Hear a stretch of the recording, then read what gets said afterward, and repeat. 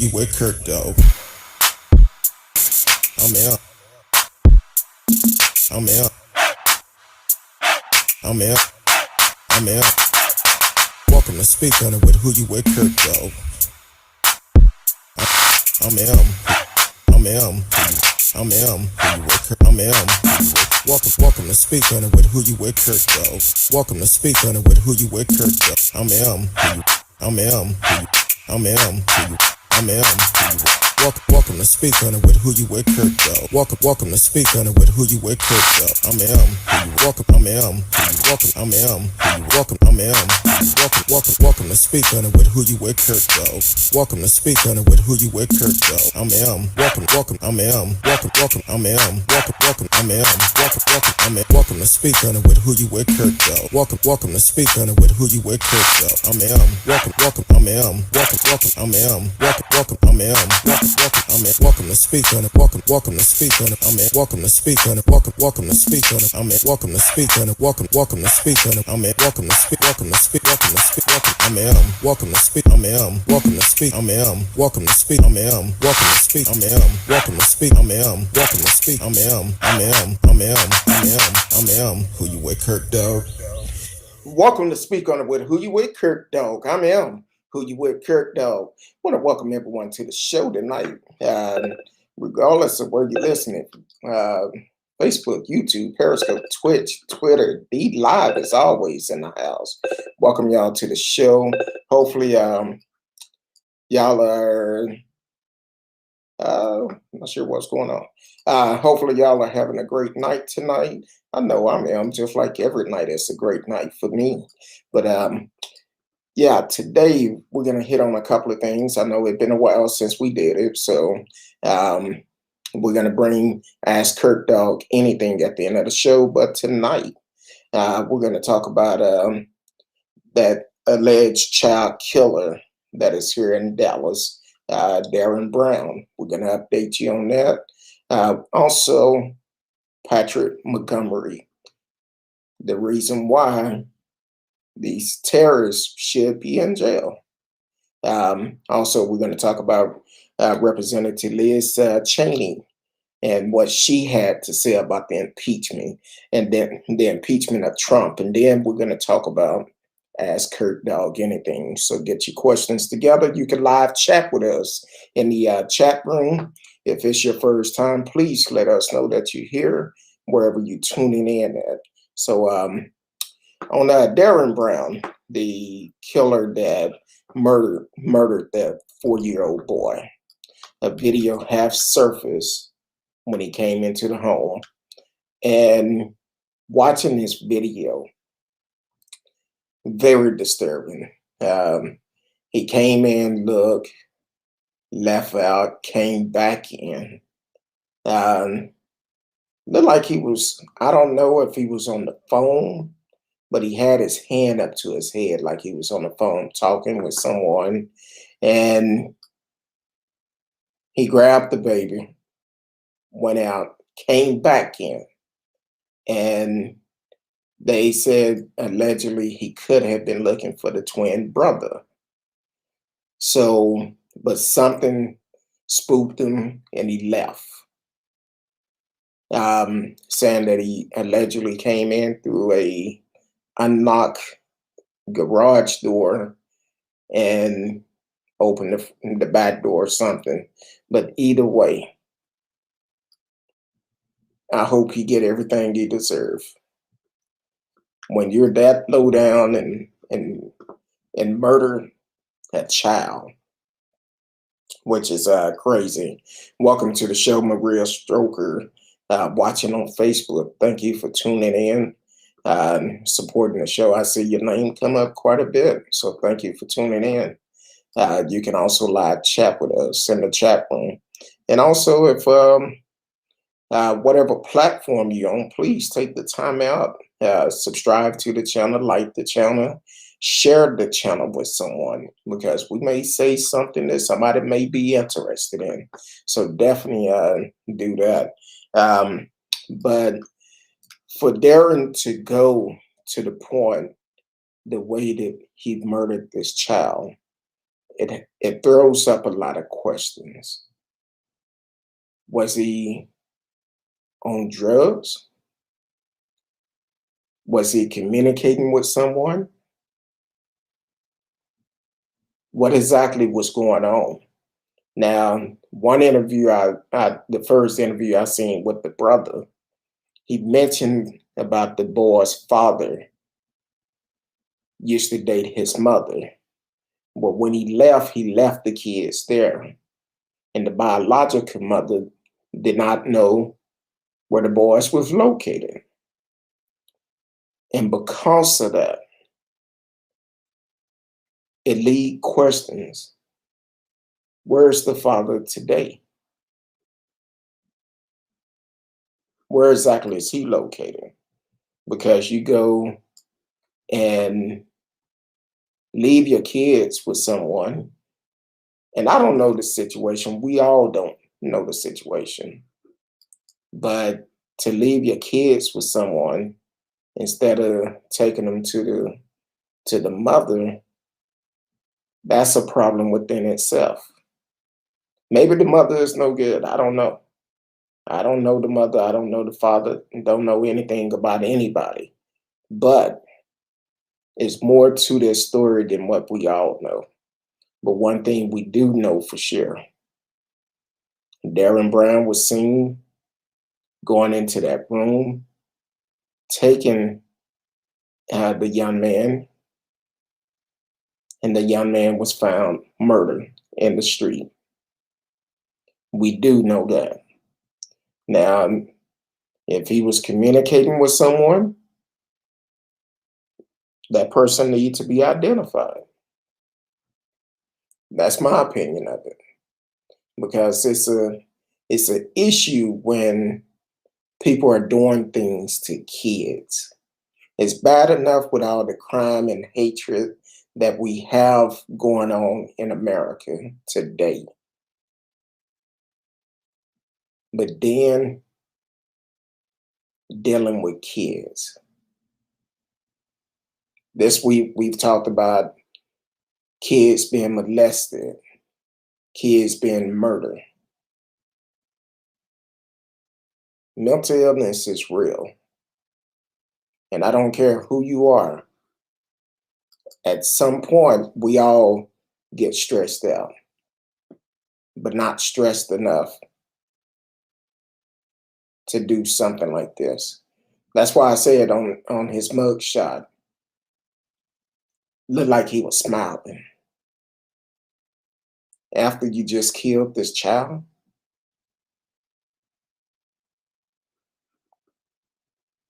and look, if you are struggling and dealing with mental illness, please get some help. Please get some help. We have counselors on the show all the time.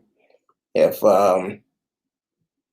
you need that information, reach out to me and I will give you their information. And they will be more than happy to either serve you or they will refer you to someone that can help you. But we all need to take a stand and stop killing each other. Take our neighborhoods back. Take our neighborhoods back.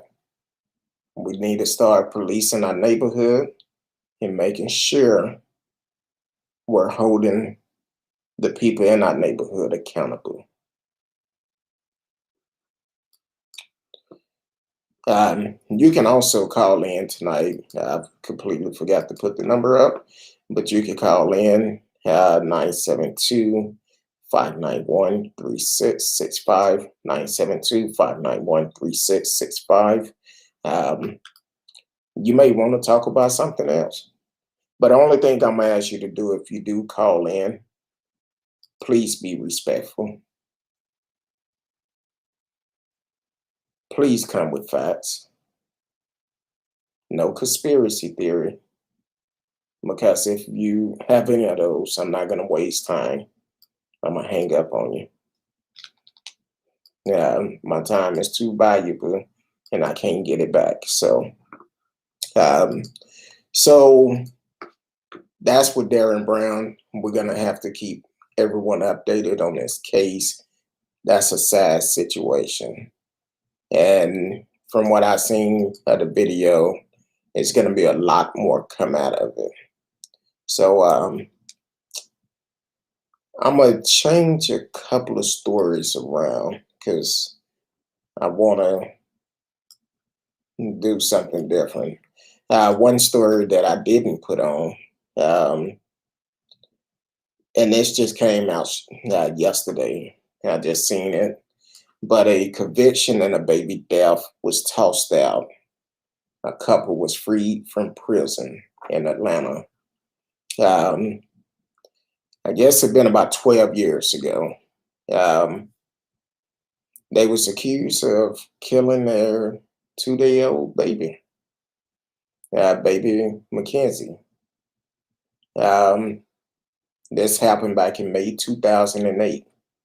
So about 12 hours after coming home, they said they awoke in the middle of the night, noticed a bump on her forehead, and rushed back to the hospital. Mackenzie died hours later.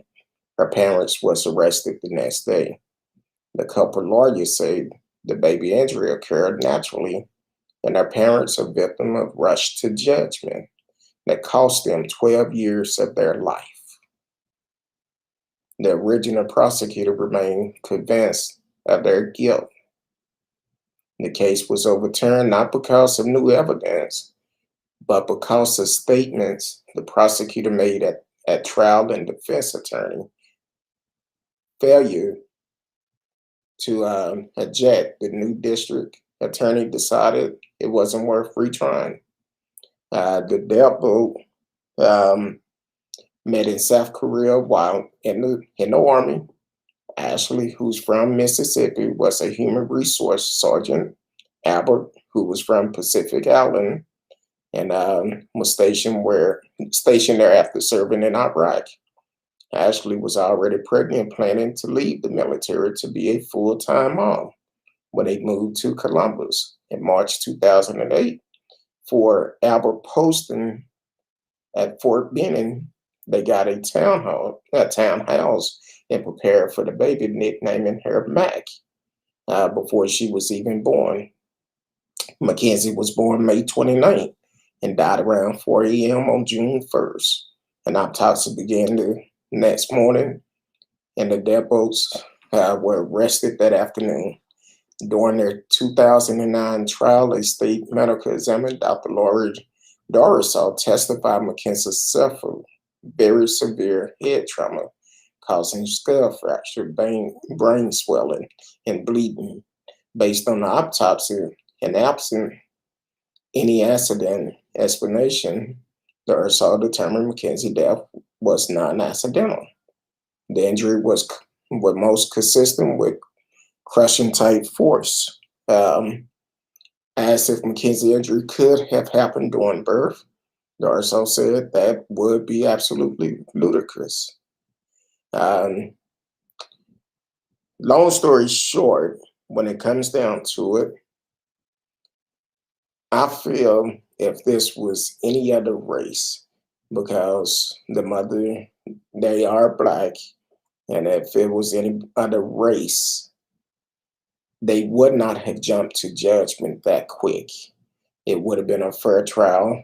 I don't even think it would have went to trial because even we've heard of crib death. Basically, if a child go to sleep and they pass away and they sleep at a very young age. Now, also in this situation, it was no proof that it was a child abuse. It's 2 days after the child get home, 14 hours after she get home, 2 days after she was born, the baby is dead. So, but they was quick to jump to conclusion and assume they did something very horrible. But I'm glad to see, even though it took 12 years of their lives. Now, I don't know if if they got a dishonest discharge from the military or not, but hopefully they didn't. And if they did, hopefully they get honorable discharge and also get compensated for the issue they was in. Um, because it's so quick that people would assume just because the color of their race, they guilty. And that's not the way to be. So I'm glad that they're out and um, they was sentenced to life in prison. Wow, 12 years gone, and they did nothing wrong.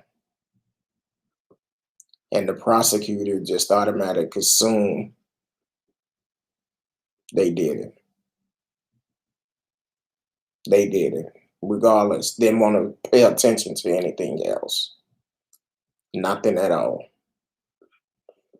which is crazy. That's the unjust part of the difference between black and white laws. We have to receive equal justice across the board. I know that's easier said than done, and unfortunately, America have always been that way. When it come down to justice, blacks get a harsher crime for the same thing than a white person does. So it is completely different. Some people would argue, oh no, America is fair. America is not racist, but we have racist folks running America. So yeah, it is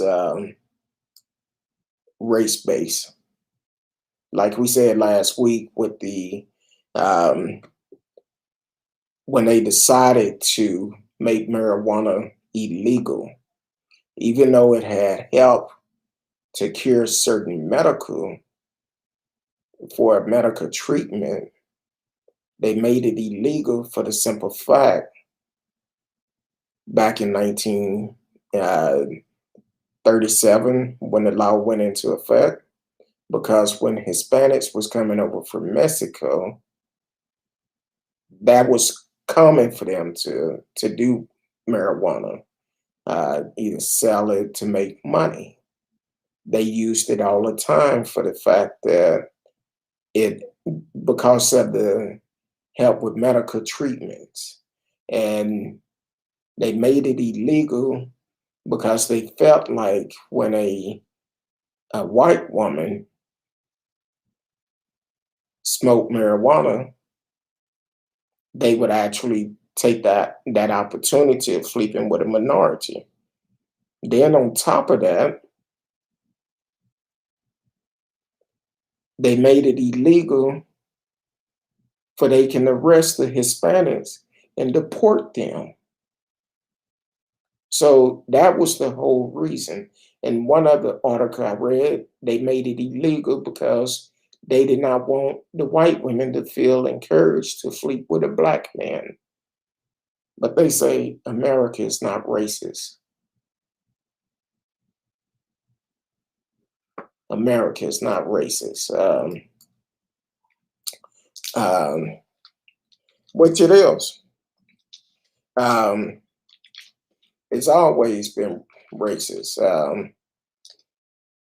Look at how they treated our ancestors. They murdered them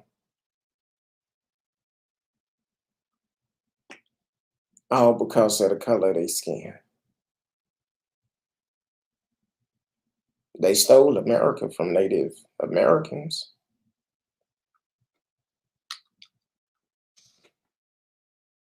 Um,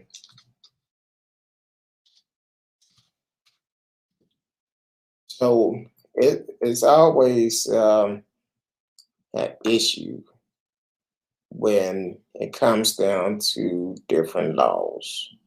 And Unfortunately, when it comes down to black laws, we get a harsher crime. That's why we need to get a prison reform done. A lot of people talk about it. We can talk all day long, but if we're not getting to the polls and voting, they're not going to pay attention. The prisons is a big business. It's a very big business for some folks, just not for us. So, Liz Cheney, she came out on this on Sunday, and I was like, "Ooh, that's very interesting." Um, she made the comment Sunday, said more Republicans would have voted to impeach Trump, but when in fear for their lives. They was in fear for their lives. Hmm. Rep. Liz Cheney said that some Republicans chose not to impeach Donald Trump over his role in inciting the Capitol riot, not because they thought he was innocent, but because they feared the consequence of opposing the former president. Speaking to CNN, Jay Taper Friday, Cheney addressed the recent decision by party colleagues to oust her from her position in the party leadership over her rejection of Trump conspiracy theory that the election was stolen from him as a result of mass fraud. We just talked about it last night. Another guy been indicted on voter fraud that he voted using his missing wife. Uh, Sent in a ballot for his from his missing wife that been missing for over a year, and he was just charged with the murder of that. So there you go. Cheney said the opposing to Trump was, in fact, more widespread among GOP lawmakers in Congress than it might appear. And there are more members who believe in substance and policy and ideals than are willing to say so.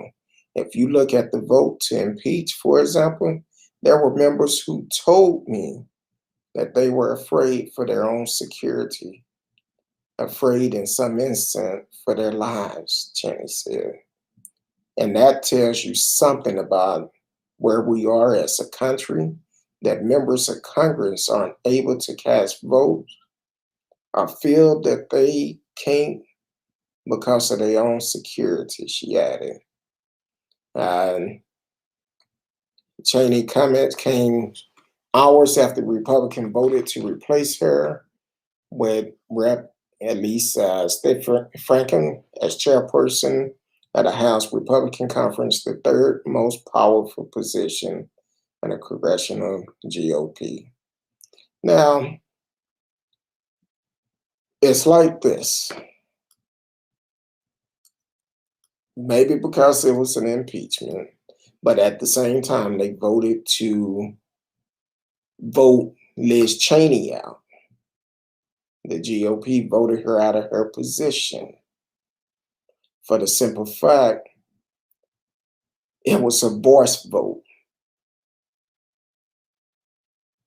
So I guess they just, for there's no records of it, they made the decision to do it, even though they had an option of not doing it. And they originally said it was going to be a tally vote instead of a voice vote.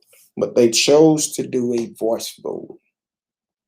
And seemed like for the impeachment, if they was in fear for their security, yeah, we know that Nancy um, and the other guy, the old guy, the one that needed to retire, the House Speaker of the House, he actually They both received threats. They had a pig head or something left in the driveway, spray painted their house. But if y'all would have put a stop to this when Trump first got into office, y'all could have prevented a lot of this. Matter of fact, if y'all wasn't pushing behind Trump to get him elected, none of this would have happened. But because you didn't have enough balls to take a stand and do what's right, and you look more for your party instead of doing the right thing, that's an issue. And whatever state you represent, or whatever state or county, whatever you federal, local, whatever it is. That's why I push the issue all the time. It does not matter who you vote for, but vote for the person that's going to be best for you and your community. These knuckleheads that are sitting up in Congress and Senate, no. It's time to make a change. Let's do like Trump said the whole time. It's time for us to clean the swamp. It's time to make a change. Let's get these people out. They not for you. I don't see why none of them did not impeach this man. With all the things he did, they refused to impeach him. But at the same time, they want your votes. They want you to vote for them. No, you're not doing anything for me and my community. This man went on to encourage people to do a terrorist attack on America, the greatest country there is. But y'all don't hold him accountable. When he said, we're going to march down there together and force them to stop this confirmation of the ballots, that should have told you then. That man is responsible. But instead, you chose party over morals, over what's right, over the people. Each one of you knew it was no way in hell they was going to overturn the government. But y'all went along with it. So at this point, I don't care if you're Democrat, Republican, whatever. If you voted not to impeach this man, you need to step down. We need to vote you out. And some of them still thinking he's still going to come back in office today, this year. No, y'all could have prevented all of that. Not unless y'all know more than what y'all not saying. Like I said, I feel like Trump is the kingpin. He got dirt on all of you. That's why you didn't vote against him. Then we have people like Patrick Montgomery. That is took place at a terrorist attack on January the 6th.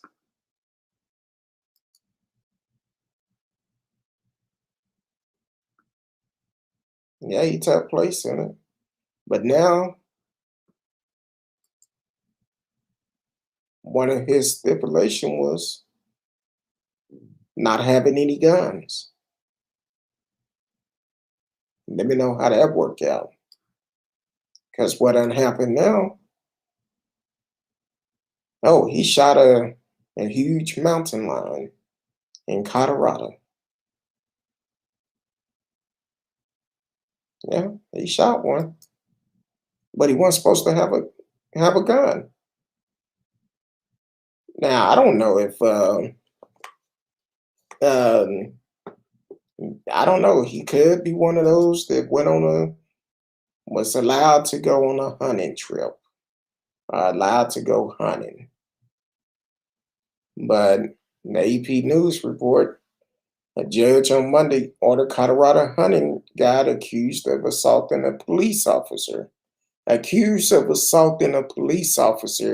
during the U.S. Capitol riot to be placed on house arrest after prosecutors say he violated the condition of his release by having a gun and shooting a mountain lion. Well, first of all, you think putting him on house arrest, that's like a vacation. He's still gonna do the things he's been doing, just like all the other ones. When y'all allowed them to go on trips, on family vacations, what message are you sending? Because apparently the message I'm getting, they were justified doing what they did. For the simple fact, y'all not saying anything. You're not holding them accountable. That's the problems that we have in America. Y'all are afraid to hold these folks accountable. Change the laws. Change the laws to hold these folks accountable for what they done. If there was anyone else that did an attack on America, they would be in prison. What's the difference? Is it because they support Trump?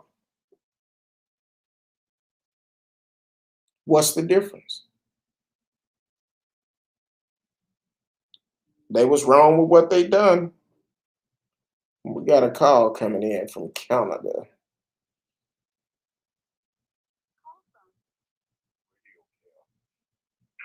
To accept, press 1. To send a voicemail. Radio, what's going on, brother? Good, how are you? I'm doing good, and you? Oh, not bad.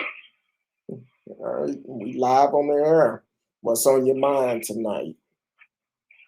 No, I just watched the vote in the House for that the commission bill to investigate January 6th. And it's crazy that even though that bill was passed, it was still a lot of GOP that didn't want to vote for it. They voted, but it was 175 Republicans that voted against it, which is crazy. 100. Actually, I'm really worried. I'm really worried with this authoritarian GOP. The way I got into sort of American politics was after the 2008. Remember the economic meltdown after that?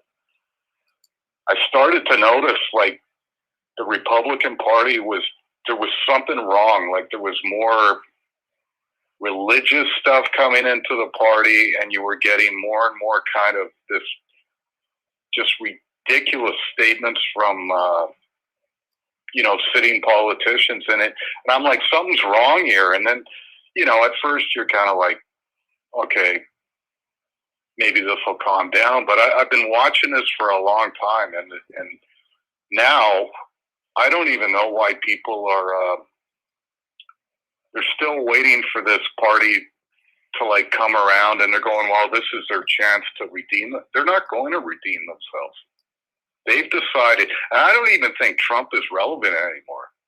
He just showed them that the base is willing to support an authoritarian party. Yep. And that's the road they intend to head down. Well, also, Trump said several years ago, if he ever ran for president, he would run as a Republican because they're so stupid. They will believe anything that he say. Yeah. And this is the aftermath of it.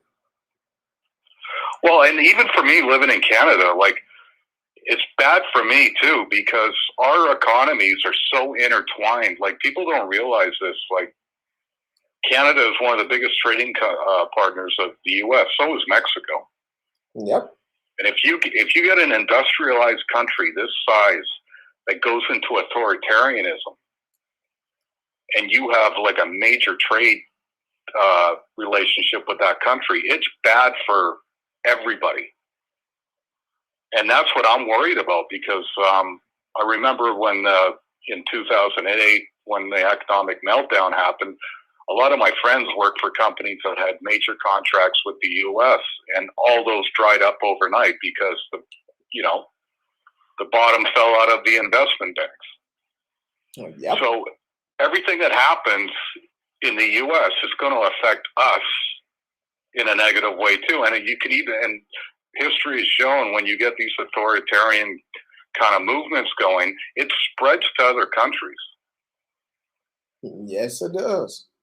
Because one thing about it, even though when you talk about a lot of things come out of Mexico and Canada, when you go out and purchase cars, they will have a list of every plant that parts come out of. And unfortunately, today, a lot of it don't come from the U.S. They may assemble it here, but in some of them, they don't even assemble here. And that's why those trains come out of Mexico with cars already assembled. And I'm sure it's probably the same in Canada too. But a lot of parts and cars come from Canada and Mexico. Well, something, I'll be completely honest with you, and I'm not kidding. I've got a bad feeling about this. This is just the beginning. Oh, yeah, it is. This is just the beginning. I think a lot of people just thought, once Trump got it. Actually, I don't think Trump matters anymore. He don't. To be honest with you, I don't think health-wise he'll even be able to run in 2024. But all he did was he accelerated what the Republicans had started doing a long time ago, which was just lying to people. And he just took it to the extreme, and he showed the rest of them that the base is totally on board with this. Do whatever you want. But that's Trump. Trump is one of those type of people, I could do this, so I'm gonna prove y'all wrong. I can become president. Welcome to the show, T-Cal said, hey, Curtdog. Yeah, so that's, she also throwing a shout out to you, said, Speak the Truth Radio. She just came in. But yeah, that's pretty jacked up. And what people have to realize, if you really want change, you need to get out and vote. That's the only way change will happen. Well, the scary part is that bill they just passed in Georgia. The scariest part of that bill, they can replace now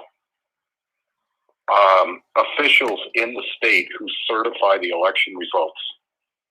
Can you imagine if they could do that 6 months ago? Yeah, see, that's not good. That's ridiculous.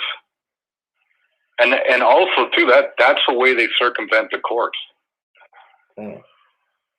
Yeah. I couldn't believe when that was in that bill. Like, so I forget if it was the Secretary of State of Georgia. Remember the guy, he came out and he was a Republican and he said, no, this election was not rigged. All the votes are valid and things like that. And he was getting a lot of pressure from Trump and them. Well, now they passed the bill where now, if that happened again, and you have an official who say, nope, I don't see any fraud here, they could just now replace that guy. Oh, wow. That's Yeah. that's the modern day Jim Crow voter suppression law. Yeah.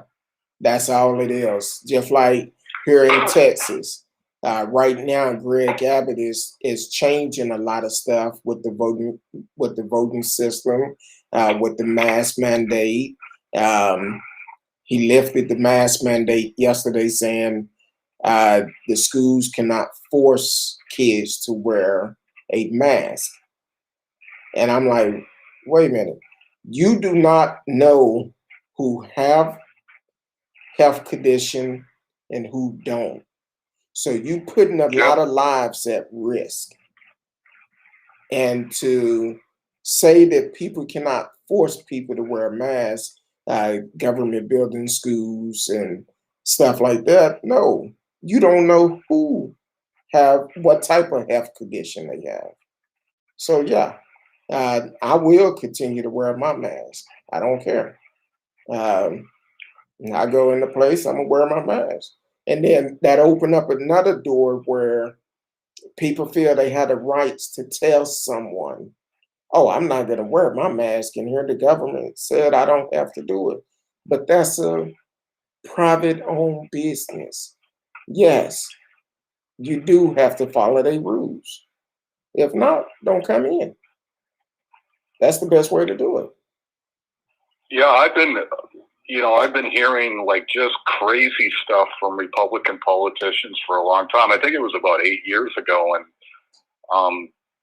the abortion debate came up, and there was a Republican state lawmaker. I don't know if he was from Texas, but he came out and he said, "Well, abortion in the case of rape, well, women who are victims of rape can't get pregnant because their bodies have a natural defense mechanisms against that." And I'm sitting there and my jaw was on the floor. I'm sitting there going, wow, like that is absolutely ridiculous for like a sitting lawmaker in a state to come out and say something like that. Like I just couldn't believe it. And this was like 8 years ago. So this kind of stuff has been going on for a long time, and I think Trump, you know, when a tree's about to fall over, well, Trump just came along and he just pushed it over and basically showed them all, you can do whatever you want. This base will support you in the most ridiculous ways you want to go, and you can do it in plain sight. You can absolutely lie to everybody, and they will absolutely support you on this. Well, the thing is also when you brought up the abortion, well, just today, Greg Abbott signed a fetal heartbeat bill banning most abortion in Texas. What happened to women's rights? Yeah. That's why they trying to overturn Roe versus Wade. That's why Trump wanted to choose the next Supreme Justice, and we have to pay attention to it for the simple fact, eventually they're gonna go after that bill and try to get it overturned. And here's the other thing, you know, like when you're appointed to the Supreme Court, you're not supposed to take your religious beliefs or your political beliefs to the bench. But yet, through the Federalist Society, which makes the list of all the candidates for the Supreme Court, they vet them, and they know through their opinions which way they're going to judge cases. So on the point of Amy Coney Barrett, they already had her vetted. So they could inform Trump, okay, this is the way her legal opinions are going to go. So by the time she goes to his office, he doesn't have to ask any of these questions because, you know, apparently that's inappropriate. She can't tell him how she would rule on, you know, cases that, you know, that could potentially come down the pipe. So basically he can interview her and he doesn't have to ask these questions because the Federalist Society has already done it for him and already briefed him on this. And he already I remember when Justice Ginsburg died, within 2 hours, you've already got McConnell going, well, it's going to go to this, and you've already got Amy Coney Barrett as the next Supreme Court justice. That's 2 hours after Justice Ginsburg died. So it just shows you, like, this is insane. This is nuts. It's definitely crazy how people feel they get in these positions and they lose focus of the reason why they ask for votes.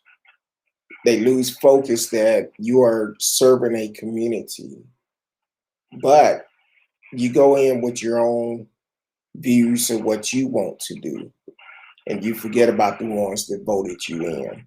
That's why it's so important that we continue to vote every election, not just the presidential election, but our local and state election is very important. And we have election coming up. Keep in mind, there's going to be a ruling over the summer about Obamacare from the Supreme Court. They've been trying to change that ever since. But Trump had nothing. That ruling's going to come over the summer, like, and they heard the oral arguments last October, I think it was. And I'll tell you something, like, it could come out where they could strike it down. And Amy Coney Barrett already, before she was Supreme Justice judge, was criticizing John Roberts because he sided with the liberals on Obamacare, saying that it was a tax. And she was criticizing him for that ruling. So that's why they were put in. They were put in to rule a certain way. So can you imagine if they strike down Obamacare and then all the pre-existing conditions go out the window? It's crazy. It's crazy. That's why I can't believe that. That's why we need a healthcare like Canada, but where it's all covered. Yeah. But that would never happen in the U.S. I don't see it happening. But with that, the problem that they have with Trump, he didn't have a plan to come after him, and they probably still don't have a plan. They actually, their philosophical view is they wanted just to make it a for-profit system again, a free market system. That's what they were thinking all along. There was no way they were going to come up with another plan. They were controlling all three or both branches of government, and they could have passed a bill, but they did. Their bottom line was, no, we wanted to go back to what it was before. And of course, the insurance companies wanted that too. Exactly. So they can make more money. I remember years ago, I guess it was about 98, 99. I could go to the doctor, didn't have to pay anything. Yeah. Had great insurance. But today you can be paying the high premiums, and you still gonna owe, after the insurance pay their portion, you probably still gonna owe at least $800 to $1,000 or more, which is crazy. Yeah, there's deductibles you have to pay, right? Yeah, deductibles, and someone like me that don't go to the doctor that much, but when I go, it's like, hey, I got to pay this deductible, then they only going to cover 80% of it, and I got to pay the rest of it. I'm like, man, I remember back then I didn't have to pay all that. I just went to the doctor and it was covered. So, yeah, up here it's well, you have to be a citizen, but yeah, it's all free. You don't pay anything. And I was thinking about you today, and we'll talk about it soon. Maybe coming up your way. So we don't know yet. Yeah. We don't know yet. So but I'll let you know in advance though. But sure. But also, now let me ask you this. When you called in, we was talking about this Patrick Montgomery, and I was glancing over the story. He just shot a huge mountain lion during a March 31st hunt, even though he was out hunting, not supposed to have guns. Now, take it, he's also one of the ones that did the attack on Capitol Hills. So he's not supposed to have guns, no way. But then, as I read the story a little bit further, How about he's not supposed to have a gun because he was convicted of a robbery in 1996? Hmm. How do you feel about this? What is your opinion about it? Because I have my own personal opinions, especially once I seen he'd been convicted of a robbery, so he's already a felon and shouldn't have had a firearm in the first place. But then he did a felony attack on America, and they just slap him on the wrist. Well, I think the big problem is it's the background checks. Like, just because there's background checks.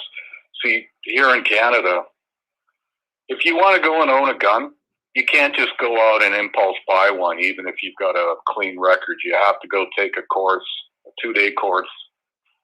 Then you have to apply for the firearms license. And I think when you have that kind of a background check, it deters people who would go into a gun store and they're with their friend, and then they look at they'll look at a gun and they'll just impulse buy it. You know what I mean? And they don't really know why they want it, but they just buy it. And whereas up here, if you really want to own a gun and, go hunting or, go to a gun range and that's your hobby and stuff, you have to put a certain amount of commitment into it. And I think in the States, because some of these, if you've got a clean record, well, you can go in a gun store and I think you can buy a long gun. There's no waiting period, right? It's the handguns. They still run a background check on any firearm. Yeah, they still run it, but it only takes like half an hour, right? And so you get these people that are getting access to firearms, and you don't know, like, down the line what's going to happen with them. True. You know what I mean? And up here, when you have a gun license, your record is checked every day. So if you buy a gun and you start committing like domestic violence or something like that, and you're becoming known to the police, well, they're going to take your gun license away, because like now you're getting stuff on your record, and they're like, okay, well, this isn't good.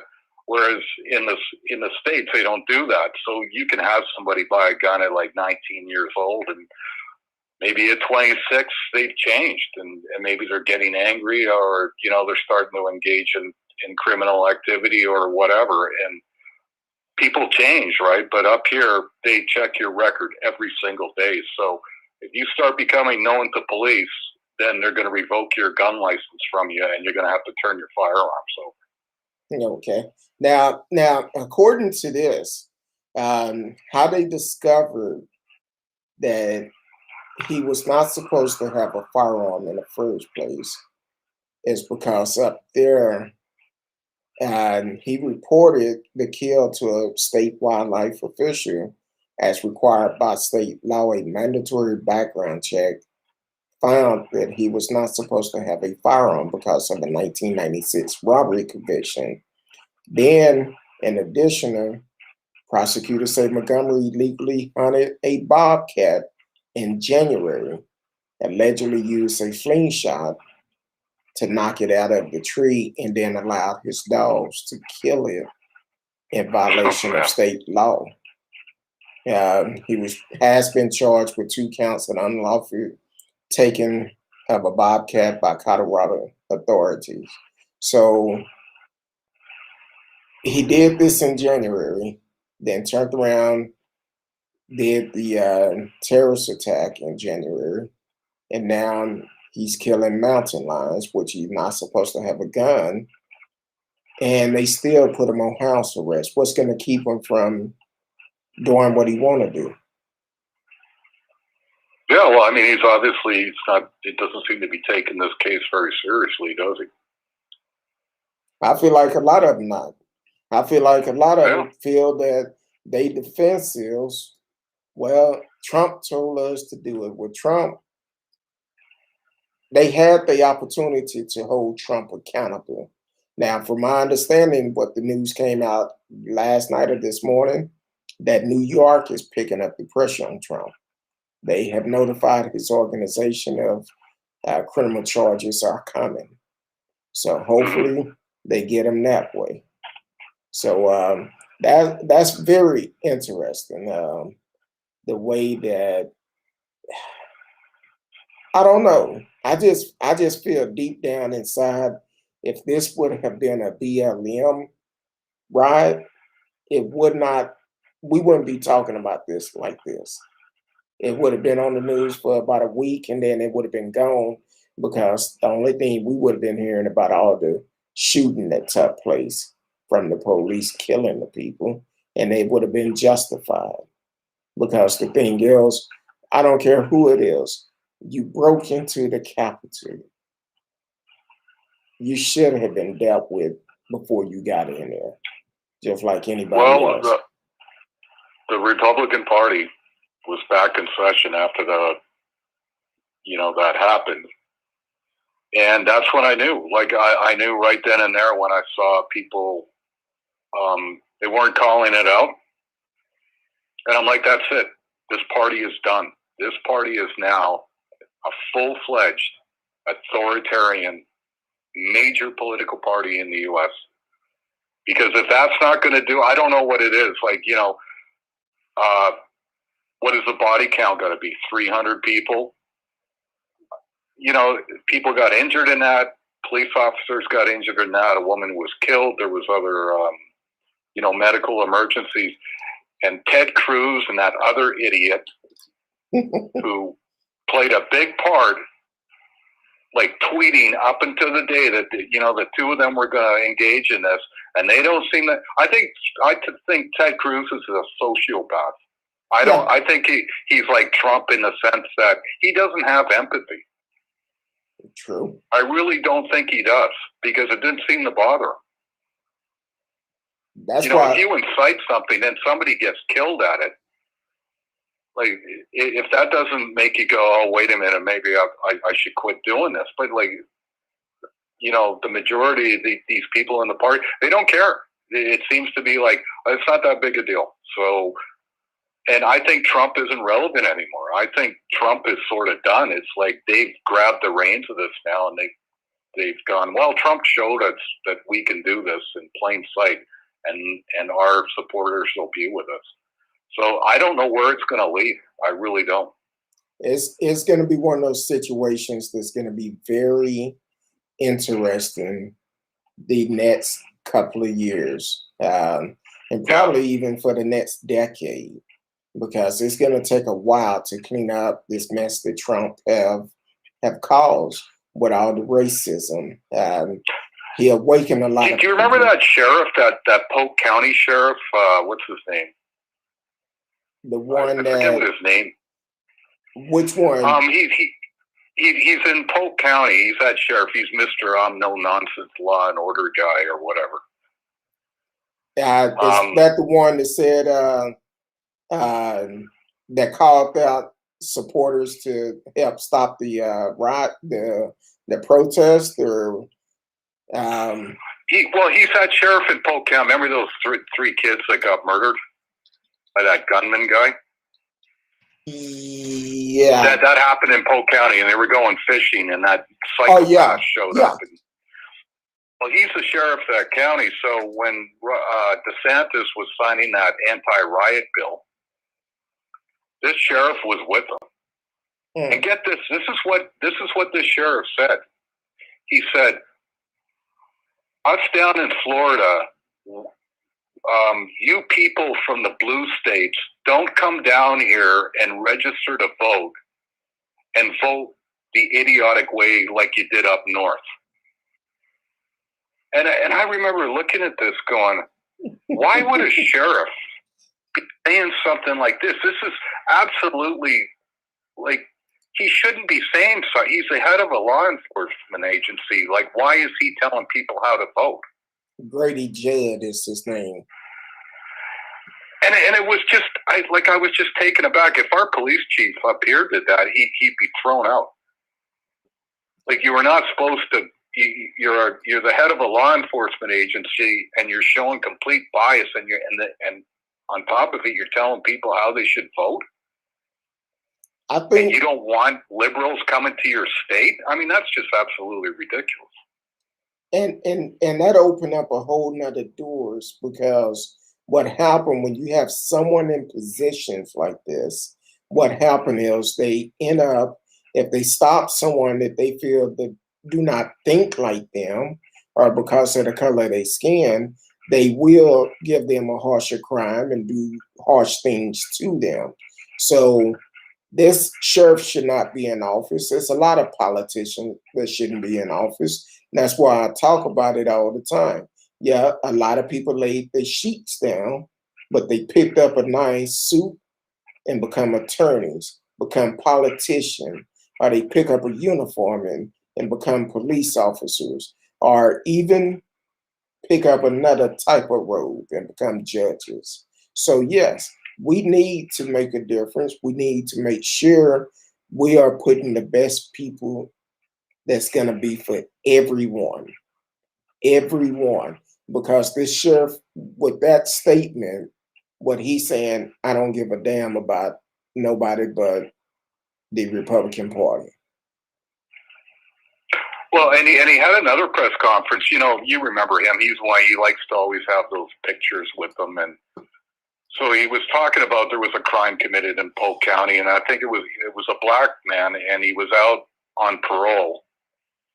And I guess he was in a car. Maybe I don't know if he was drunk or he was impaired, but he got in an accident, and the car rolled over, and so he took off. So it was considered a hit and run. So apparently, this guy he ran to a gas station, and he tried to take this woman's car who was filling her gas tank up. So when he tried to take her car, she sprayed him with gas, and he went okay. And then he took and then he ran to another car, and he was trying to break into that. And I guess the owner was inside the gas station. Well, he came out, and he had a concealed carry permit. And he took his pistol out and he pointed it at him, and the guy saw it and he went, okay, screw this, and he took off again. And then eventually they caught him. So this sheriff, while he's describing this, and when he describes that, you know, the guy with the concealed carry pulled his pistol on this guy, he added the fact, he goes, and if this concealed carry guy wanted to, he would have been justified shooting this dude. So anyhow, at the end of the press conference, I guess he's taking questions, and one of the reporters kind of pushed him, going, well, why would you say that? Like, why would you just say that he'd be justified shooting the guy? Like, was the guy armed or whatever? And then this sheriff, he gets so angry, and you can see him, and he's shaking. And he said to the reporter, he goes, well, this guy was committing a felony. So that guy with the concealed carry, if he wanted to shoot him, he would have been justified. That's all because of the stand their ground law. That's why. But that's ridiculous, because I don't fault the concealed carry guy. He pulled his pistol. The guy saw it. He goes, okay, I don't want none of this. And he took off. So everything was fine. And this officer is going, oh no, well, you know what? It was up to him. If he wanted to shoot him, he could have. That's ridiculous. I've never heard anything like that in my life. Like, why? You know, like a law enforcement guy saying, yeah, you know what? If somebody's taking your car and you got a concealed carry, it's up to you if you want to shoot them. Yeah, that's crazy. It's crazy. It's definitely crazy. Which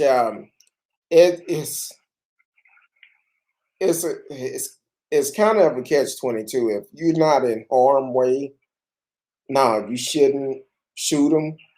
But if the guy was trying to attack him, yes. But he just trying to take the car, and that's the reason why Florida have that stand your ground law, because it's so easy for them to get out. And that's just like here in Texas, they still debating about allowing other people to carry a weapon without a license. They still debating that. But also with that, that's what we're going to see a lot of here in Texas, because with stand your ground law, it's going to be so easy for people to say, oh, I felt fearful for my life. And unfortunately for myself, I'm a big black man. my color and my build is a threat to a lot of people. Some people may not feel that way, but I see how I get looked at just for the simple fact the color of my skin. And this is also coming from somebody who's been racial profiled by the police. So I'm fully aware of how they look at us. Yeah, I don't know. Like obviously I've grown up in a country where as a private citizen, you can't walk around with a gun here. You just can't. Like nobody can carry a gun here. So I've never seen it. You know, like the only person I've ever seen with a gun is police here. That's it. I've never seen somebody just casually, open carrying like a pistol on their side. Like it just, I haven't even seen it in the States. Actually, when I was in Florida working the cruise ships, I never really saw people open carrying there either. So it's just something I'm not used to. I guess if you grow up in that kind of place, and guns are all over the place, I guess you're just used to it. Well, I feel like this. I've seen people carry open, which if that's your choice to do that. But the problem is with certain people, mainly minorities, people will assume just because they are open carrying, they're up to something no good. Now, I went to a local sporting center, gun place last year, um, helping my nephew find the right piece for him. But while we talking with the salesperson said, "Hey, one of our workers was in full uniform. He was in full uniform. He have his license to carry, and because they allow them to carry when they are licensed to carry, people was looking at him because he was a minority, looking at him crazy, making comments like, "Hey, that guy carrying a gun. You don't see the uniform?" Yeah. That's the problem that we get here in Texas and other places in America, for the simple fact they feel that you should not have the same right as them. And that's the problem that we have all across America. Some people feel like they have special privilege, which a lot of them, they have special privilege. They won't come out and say, "Hey, we got special privilege because of the color of my skin." They just look at the fact, "Oh, I'm white, it must be right." But we have all these mass shooting that are done majority by white people. Yeah. And they feel, I guess it's just different for if we allowed people to carry guns up here for self protection, we'd have more shootings here. I mean, that's just the way people get angry, or it's when the gun's right there and you get angry, you see some of the bad decisions people make, right? yep. Because one thing about it, once the trigger is pulled and that bullet come out, you don't know exactly where it's going to go and where it's going to stop. Yeah. So you have to be ready for the consequences, regardless of whichever way it go. You made the decision to fire it, and so you have to be able to accept that consequence at the end. But that's the thing I noticed too. Like when somebody does make a bad decision, they don't want any responsibility. Like the Amber Geiger thing, it was like, well, I just made a mistake. A mistake, and it was like, yeah, well, you made one hell of a mistake, and you got to. And it was a good thing that she got convicted, because if she'd been let off, that would have just shown, oh, well, you know what, if you make an honest mistake, then we'll just let you go. It's like there has to be a line drawn. Yeah, maybe she didn't intend to do it, but she killed a guy. She killed a young guy in his own apartment. Exactly. And she wanted to walk. Oh, well, I'm sorry. Like, as tragic as it is, let's all just move on here. And I'm like, you can't do that. This is not a video game. You cannot go and push reset and Botham Jean life come back, start his life over. No. Once you're gone, you're gone. That's a decision you have to live with. Yeah, that young man played absolutely no role in his death. No. He had nothing to do with it. He was just, I feel so bad. Like, he probably never knew what really happened. Some idiot comes through his door and he's probably trying to process what's going on. Then the next thing he knows, he's shot. Exactly. And which is not good either way you look at it. This call is now being recorded. What the? Okay, I don't know what I just did. Uh-oh. It says something about this call now being recorded. I don't know why it's being recorded, and I don't know how to stop it. I guess my phone saying, look, I don't know. My phone been tripping lately. I could be talking something. And, it's a deep state, Kurt. They've latched onto you. Hey, it probably is. They like, look, we need to keep an eye on Curtdog, see what he's talking about tonight. T-Con said, I know it's all so sad and tragic. Accidentally put traffic. But yeah, it is sad what happened to Bowden Jr. And I appreciate Chris Norman and his crew, Normality, that actually fought to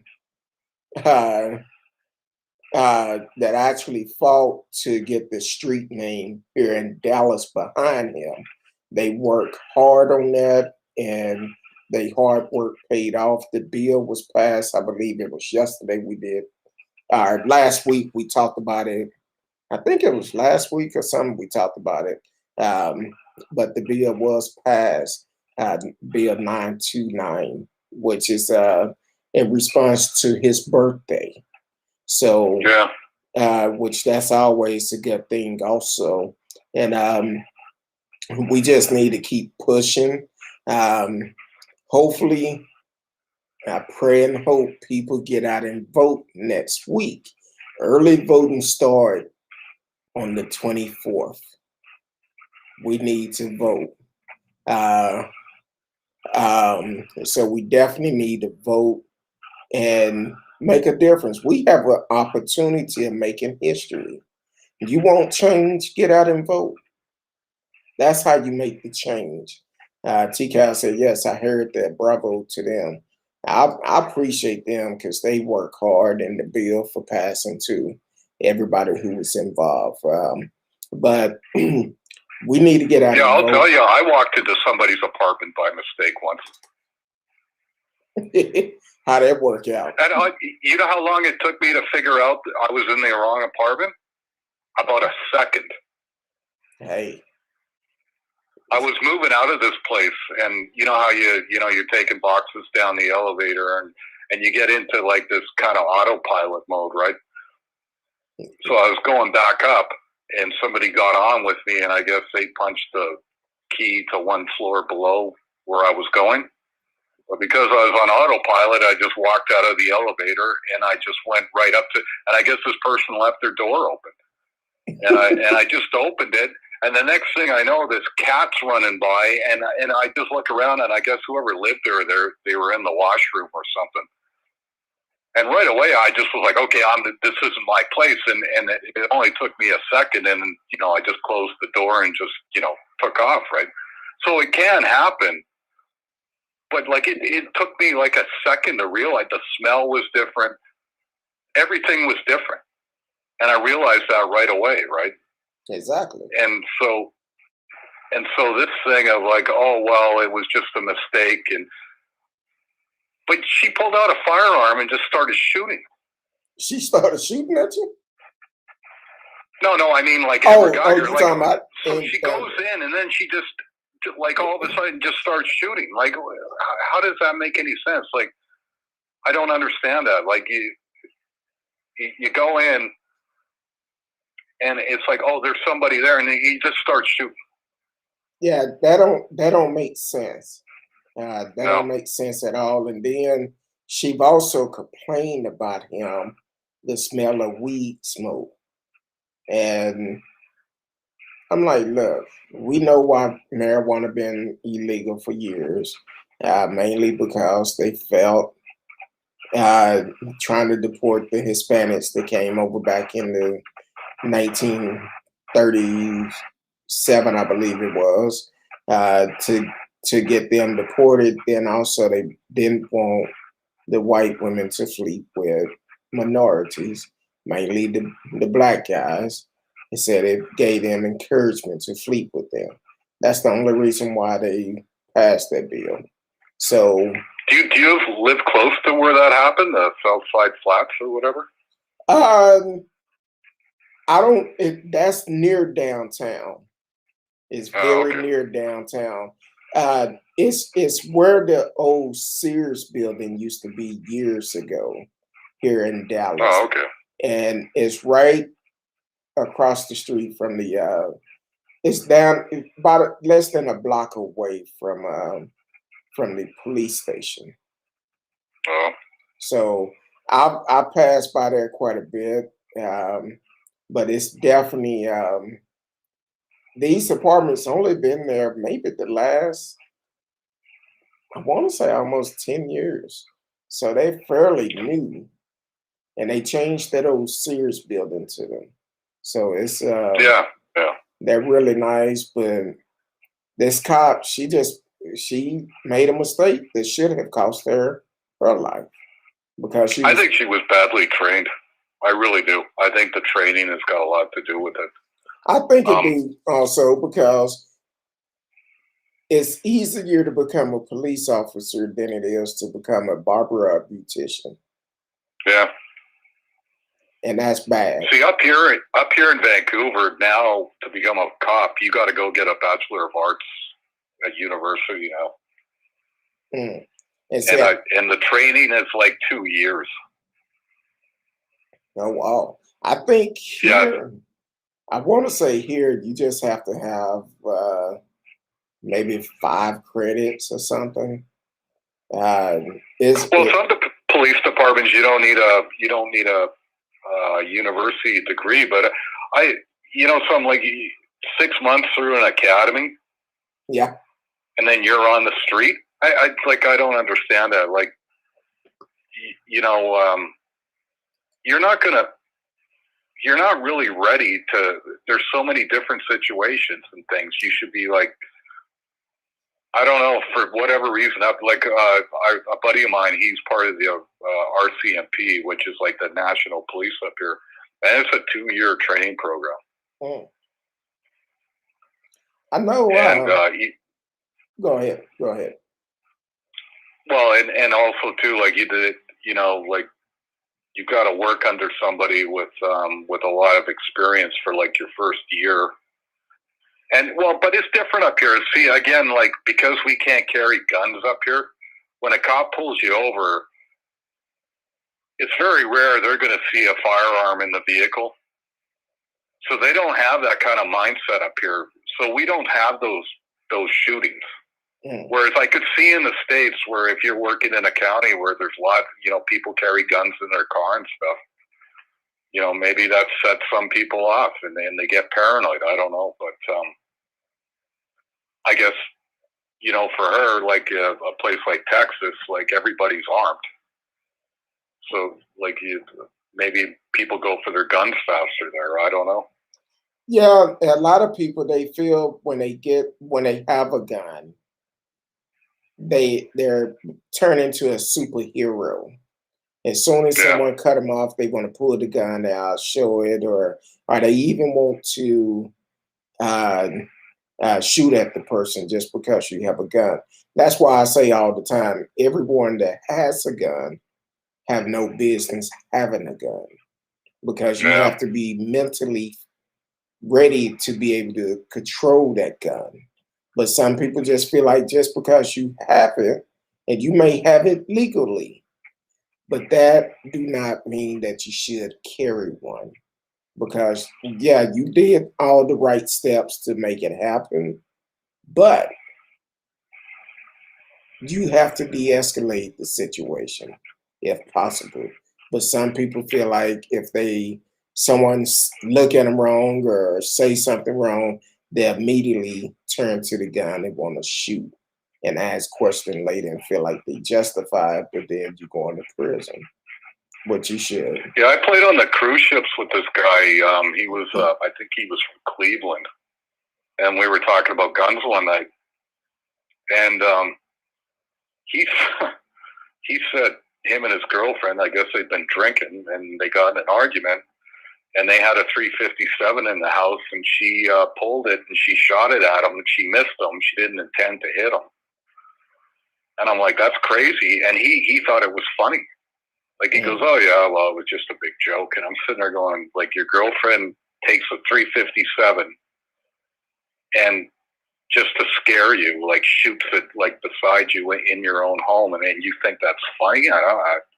I didn't understand it. I don't see nothing funny about it because what happened? Where'd that bullet go?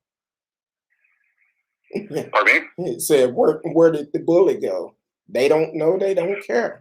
They could have killed someone else all because you thought it was funny. And that's people that should not have guns in their hands. Because that was the part that really struck me. Like, he thought it was a joke. He didn't think that was a big deal. Shoot. Wow. Like, I don't know. Like, if somebody came at me even with a knife, just jokingly, I'd be like, that's it. I'm not hanging around this person anymore. Like, exactly. Why would you think that would be funny? Especially if it's your girlfriend or your wife. I'm a lover, not a fighter. So I'm like, hey, if it gets to that point, it's time for me to move around. Because And then I watch these videos too, and it seems like it's like a running joke in the gun community to hand somebody a high-powered revolver, and that they don't know how high-powered it is, and then they watch them shoot it, and it comes back and hits them in the face, and they think that's funny. Yeah, they should not. Why would that be fine? Like, isn't that incredibly dangerous? That is very dangerous because, boy, if they're second second fast, it can be very dangerous. Mess around and shoot themselves or shoot someone around them. Because some people, I've seen people shoot guns that had a huge kick and they drop the gun and take off running. Yeah, that's very dangerous. But why would somebody hand somebody a gun like that they know they can't handle it, and it's like that it's a joke? Like, this is playing a joke on somebody. I don't understand that either. Like, that doesn't make sense to me. And you know what's crazy about it? Those would be the type of videos that get millions of views and stuff like that. Yeah. And people think it's great, it's funny, but then as soon as something tragic happened, oh, it was just a joke. No, you should know better playing around with a gun. Kind of like the what was it, a girlfriend and boyfriend that was doing all these videos and he accidentally shot her doing one of these videos and killed her. Oh, wow. So that's the type of stuff that we have to deal with. But radio, I'm gonna have you hold on because I do want to talk to you about something off the air.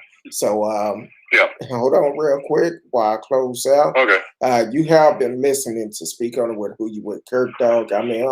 Who You With Curtdog. You can catch us Sunday through Thursday, 8 p.m. Central Time. If this is your first time tuning in, please take time to like, share, tell a friend, and you can live chat with us during the chat, and you can be just like Radio Chaos and call in whenever we are live. Tomorrow night, she's back. Miss Risky is back in the house. I talked to her today. She needed that break. She said she can't wait. So definitely get prepared for her tomorrow. You know, she probably been working on some stuff, and we're gonna be ready for it tomorrow. My girl will be back in the house. It's risky, so join us tomorrow night, 8 p.m. Central Time. Until then, see you then if the good Lord say the same.